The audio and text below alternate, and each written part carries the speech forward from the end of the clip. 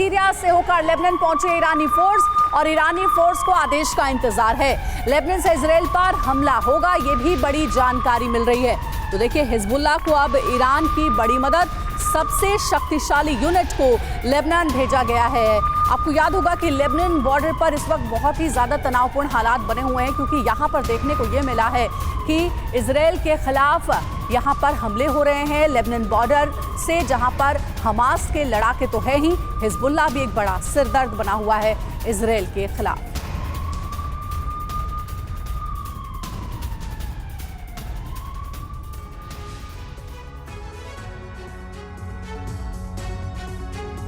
और चलिए अब आपको ग्राफिक्स के जरिए बताते हैं कि आखिर ईरान की खतरनाक फोर्स कितनी घातक है, इसका गठन कब हुआ और कैसे काम करती है।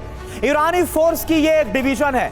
ईरान इराक युद्ध के बीच इसको बनाया गया कई ऑपरेशंस को ये फोर्स अंजाम दे चुकी है। साथ ही कमांडर जुल्फिकार के हाथों में कमान सौंपी गई है और हुसैन ब्रिगेड दक्षिण लेबनान पहुंची हुई है। ब्रिगेड में इराकी शिया लड़ाके भी शामिल हैं। साथ ही खबर यह है कि सीरिया का दमिश्क इलाका मजबूत गढ़ है, इसका खुफिया और सीक्रेट मिशन में बेहद माहिर है। ईरान एजेंडे को मजबूत बनाना इसका मकसद है। सुप्रीम लीडर आयतुल्लाह खामनेई, जो कि ईरान के सुप्रीम लीडर है, बाकायदा उन्हें सीधे रिपोर्ट करती है।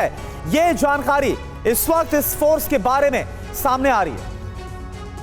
तो देखिए, हमारे साथ खास मेहमान भी जुड़े हुए हैं। इमाम हुसैन ब्रिगेड को हमने आपको बताया कि आखिर कैसे ये भी एक बहुत बड़ी चुनौती बना हुआ है। हमारे साथ प्रोफेसर सतीश भी इस वक्त स्टूडियो में मौजूद हैं, उनसे समझते हैं। प्रोफेसर सतीश, हम देख रहे हैं कि हमास और इजराइल के बीच तो जंग चल ही रही है, लेकिन लेबनान भी इस जंग में कूद पड़ा है। हिजबुल्लाह की तरफ से भी हमले हो रहे हैं, हूती विद्रोही भी आगे आ गए हैं। आज एक बहुत बड़ी सभा होने वाली है नसरुल्लाह की, जिसमें बताया जा रहा है कि हो सकता है कि जंग का ऐलान हिजबुल्लाह की ओर से कर दिया जाए इजराइल के खिलाफ।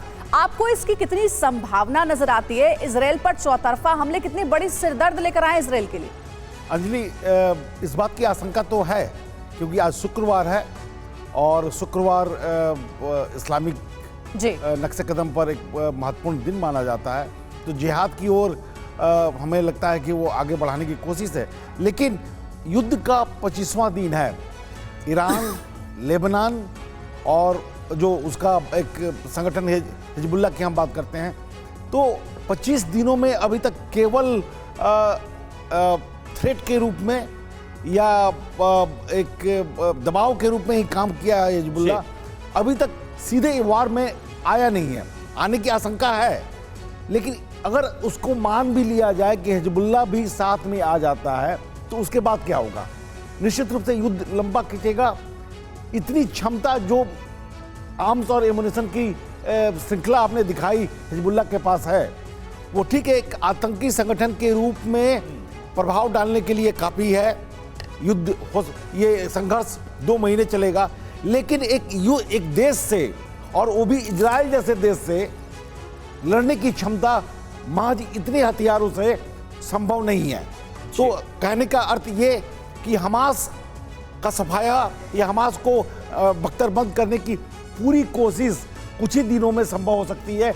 लेकिन अगर उसके पहले हिजबुल्लाह अगर इसमें प्रवेश कर जाता है, तो ये लंबा खिंच जाएगा और ज़्यादा वो विध्वंसक और हिंसक हो सकता है। बिल्कुल सर, और कई फ्रंट्स पर इजराइल को सामना करना पड़ेगा अपने दुश्मनों का।